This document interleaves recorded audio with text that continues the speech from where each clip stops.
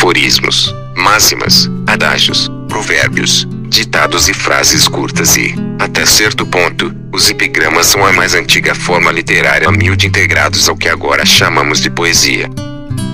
Carregam a capacidade cognitiva do slogan e do chavão, embora sejam ao mesmo tempo mais potentes e mais elegantes do que a versão de péssima qualidade disponível hoje em dia. 34 Com alguma demonstração de bravata na capacidade do autor de comprimir ideias poderosas em um punhado de palavras, especialmente em um formato oral.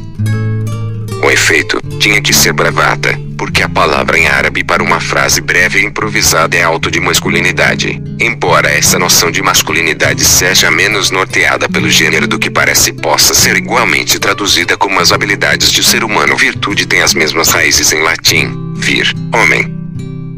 Como se aqueles capazes de produzir pensamentos poderosos dessa maneira fossem investidos de poderes talismânicos.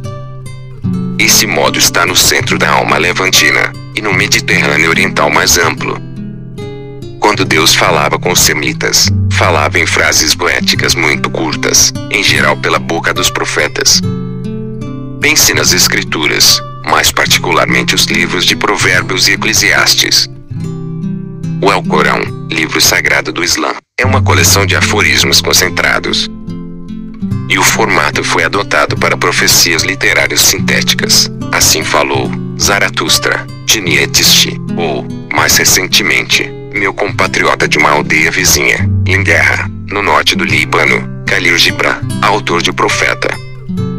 Fora do que agora chamamos de religião, tomemos como exemplo os aforismos de Heráclito e Hipócrates. As obras de Publio Ciro, escravo sírio que devia sua liberdade à sua eloquência, expressa em suas sententiae, adágios, poderosos poemas de um único verso que ecoam nas máximas de La Rochefoucauld, e nas composições daquele que é considerado por muitos como o maior de todos os poetas árabes, Al-Mutanabi.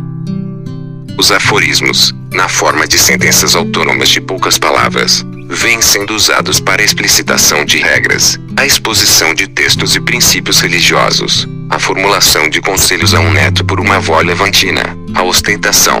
Como eu disse anteriormente em um aforismo, Al-Mutanabi recorreu a elas para nos contar, de maneira convincente, que era o maior poeta árabe. Sátiras 35, Marcial, Esopo, Al-Mahri, pelos moralistas, Volgenagues, La Rochefoucauld, La Bruyère, Chamfort, para expor filosofia opaca, Wittgenstein, ideias relativamente mais claras, Schopenhauer, Nietzsche, Cioran, ou ideias cristalinas, Pascal. 36 Nunca é necessário explicar um aforismo tal qual a poesia, é algo com que o leitor precisa lidar sozinho. 37 Existem aforismos insossos, aqueles mais banais que encerram verdades importantes nas quais você já havia pensado antes, o tipo que faz as pessoas inteligentes recuarem de repugnância diante de O Profeta de Gibran. Os agradáveis, aqueles em que você nunca pensou mas desencadeiam em você o de uma descoberta importante, os de La Rochefoucauld, por exemplo. Mas os melhores são aqueles em que você nunca pensou e que precisa ler mais de uma vez para perceber que são verdades relevantes, principalmente quando o silencioso caráter da verdade neles contida é tão poderoso que são esquecidos tão logo lidos.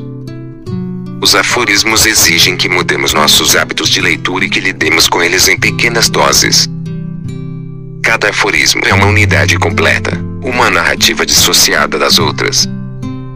A minha melhor definição de nerd, alguém que pede para você explicar um aforismo. Eu tinha consciência de que meu estilo era aforístico. Na adolescência, tive como mentor o poeta Georges Sade, cuja poesia se lê como uma série de provérbios, que previu que eu veria a luz e cresceria para fazer carreira na poesia tão logo tirasse do meu sistema esse negócio de ideias. Mais recentemente, os leitores acionaram diversos alertas de direitos autorais publicando na internet citações de meus livros, mas nunca pensei em exprimir minhas ideias, ou, melhor, minha ideia central sobre os limites do conhecimento, dessa maneira, até que percebi que essas frases me ocorrem naturalmente, de modo quase involuntário, de uma maneira misteriosa e sinistra, principalmente enquanto caminho, devagar, ou quando liberto minha mente para não fazer nada, ou nada que demande esforço. Eu poderia me convencer de estar ouvindo vozes do outro lado do véu da opacidade. Quando você se liberta totalmente de restrições e se vê livre de pensamentos, livre dessa atividade debilitante chamada trabalho, livre de esforços, elementos escondidos na textura da realidade começam a encará-lo. Aí, mistérios que você nunca pensou que existissem surgem diante de seus olhos.